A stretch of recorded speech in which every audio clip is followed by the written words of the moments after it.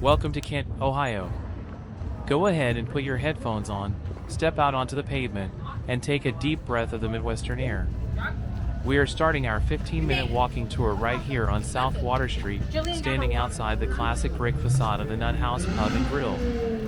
Before we take our first steps, look at the establishment in front of you. The Nut House is the absolute definition of a beloved, gritty, unpretentious college dive bar. For decades, generations of Kent State University students have crowded into this exact spot on Friday nights, escaping the crushing pressures of midterm exams to share cheap pitchers of beer, play pool, and listen to the jukebox. It is loud, it is fiercely local, and it perfectly encapsulates the blue-collar, rock and roll energy that makes this town so incredibly special. Let us start walking north along the sidewalk of South Water Street, heading toward Lock Lane. We have a relatively short physical distance to cover today, just over half a mile, but we are going to take our time.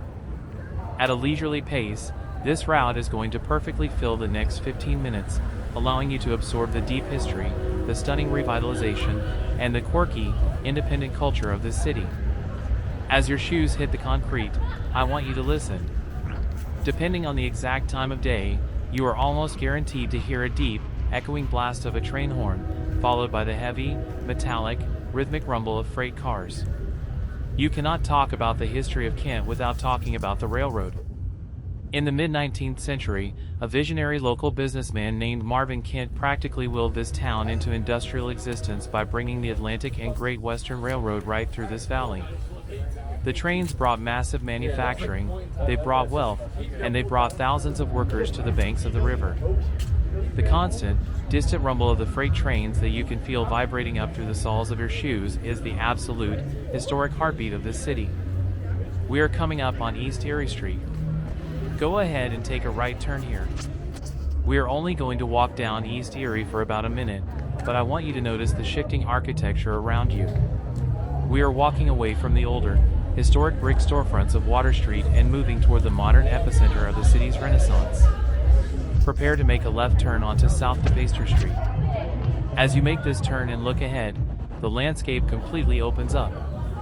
You are standing in the middle of one of the most wildly successful, ambitious downtown revitalization projects in the entire state of Ohio. If you had walked down this exact stretch of DePaster Street 20 years ago, it would have looked completely different. It was quiet, slightly run down, and economically stagnant. Most importantly, there was a massive, invisible wall between the downtown grid and the Kent State University campus sitting just over the hill to the east. The students stayed on the hill, and the locals stayed in the valley. It was a classic, divided town and gown scenario.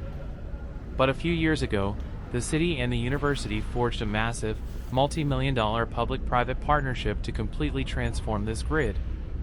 Look around you at the massive, modern brick buildings, the wide, beautifully landscaped pedestrian sidewalks, and the state-of-the-art Parta Transit Center.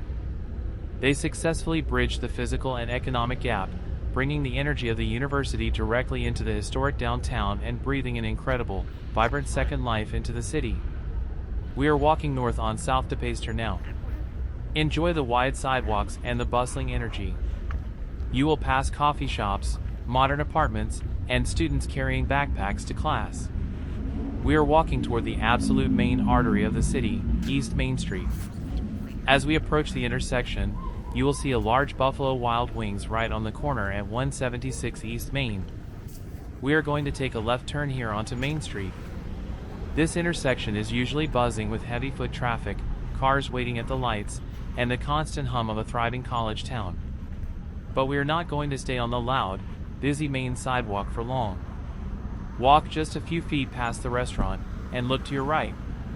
You are going to step off the main concrete sidewalk and turn directly into a beautifully paved, twisting brick and cobblestone pedestrian walkway. Welcome to Acorn Alley. Slow your pace down completely here. Acorn Alley is the undisputed crown jewel of Kent's downtown revitalization. As you walk down this winding, European-style alleyway, look at the charming, eclectic mix of local storefronts. You are walking past independent boutiques, artisan jewelry shops, local record stores, and patio dining areas where people are sitting outside enjoying the afternoon. If you were to walk through here in the evening, This entire alley is illuminated by hundreds of warm, glowing string lights crisscrossing overhead, creating a magical, intimate atmosphere that feels like a hidden side street tucked right into Northeast Ohio. But I want you to pay close attention to the details as you walk through this alley. Look at the logos on the shop windows, the statues, and the murals. You are going to see a very specific, unique animal represented everywhere, the black squirrel. The black squirrel is the beloved, fiercely protected, unofficial mascot of Kent, Ohio. But they are not native to this area. The story goes back to 1961. A groundskeeper and a few university employees traveled across the border to London, Ontario, in Canada, and brought back 10 black squirrels in wooden cages. They released them onto the campus woods as an ecological experiment. The squirrels absolutely thrived, multiplying by the thousands and completely taking over the town, driving out the native gray squirrels. Today, they are everywhere. You will see them darting across the sidewalks and climbing the massive oak trees. They are celebrated on almost every single piece of merchandise sold in this alley, a quirky, furry symbol of the city's unique identity. Take your time strolling through the rest of Acorn Alley. Soak in the smell of fresh coffee and the sound of acoustic music drifting out of the local shops. As we exit the other side of the alley, we are making our way back to the main sidewalks, heading west across the major intersection of Main Street and Water Street. Wait for the walk signal, cross the street safely, and as we arrive on the west side of Main Street, we are approaching a local landmark at 112 West Main, the Loft. Go ahead and stop on the sidewalk right outside the Loft for a moment. This is the second oldest continuously operating bar in the city, but it represents something much, much larger than just a place to grab a drink.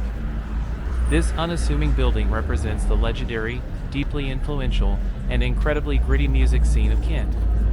In the 1970s, this small Midwestern college town was an absolute incubator for rock and roll and the counterculture. Legendary musicians like Joe Walsh went to school here and played their earliest gigs in the sweaty, packed basement bars of this exact street. But perhaps most famously, the iconic, wildly eccentric new wave band Devo was formed right here in Kent. They were a group of brilliant art students reacting to the chaotic, tragic political climate of the era, specifically the devastating May 4, 1970 shootings on the university campus that forever altered American history. The bars lining this street were packed with incredibly loud, groundbreaking live music every single weekend. Kent was a mandatory stop for touring rock bands passing through the Midwest. The Loft still carries that torch today. It is a dark, cozy, fiercely local watering hole where the jukebox is always playing, the floorboards are worn smooth, and the rebellious, creative spirit of 70s rock still lingers in the air. Let us continue our walk. We are going to turn right, heading back down South Water Street for just a single block. The energy here is a little more relaxed, a little older than the new developments on DePay Street. We are going to take a quick right turn onto West Erie Street. As we walk down West Erie, you will notice we are moving slightly downhill. We are walking directly toward the historic industrial and natural corridor of the city. At the end of the block, we are going to make a left turn onto Franklin Avenue. As you step onto Franklin Avenue, the architecture shifts yet again. Look at the beautiful, multi-story, historic brick buildings that date back to the late 1800s. This street runs perfectly parallel to the Cuyahoga River, which is flowing, hidden by the buildings and the trees, just behind this road to our west. Long before the railroads arrived to define Kent's industrial boom, it was the river and the Pennsylvania and Ohio Canal that brought the very first pioneers and settlers to this valley. In the early 19th century, this exact street would have been deafeningly loud. It was lined with massive, water-powered mills grinding flour, weaving silk, and cutting timber, completely harnessing the raw, rushing kinetic energy of the Cuyahoga. Today, the mills are gone, replaced by beautiful riverside parks, upscale dining, and quiet, historic preservation, but the power of the river still defines the geography of the town. We are walking south down Franklin Avenue now for just a few hundred feet. Enjoy the shade of the trees and the quiet, historic charm of the brickwork. Keep your eyes peeled on the sidewalks ahead. We are looking for a series of large, beautifully maintained, raised wooden planter boxes sitting right along the pedestrian path. As you spot them, go ahead and walk right up to them. You have arrived at our final destination, the edible Kent Franklin Avenue garden bed. Stop here and look at what is growing inside these wooden boxes. Depending on the exact month of the summer, you will see a lush, vibrant, overflowing mix of fresh green kale, fragrant basil, cherry tomatoes, spicy peppers, and Swiss chard. This is not a private, fenced-off garden, and it is not a commercial farm meant for profit. It is a completely free, open-source, community-driven agricultural project. The Edible Kent project was started by a group of dedicated local volunteers who wanted to address food insecurity and promote sustainable, urban agriculture right in the center of the city.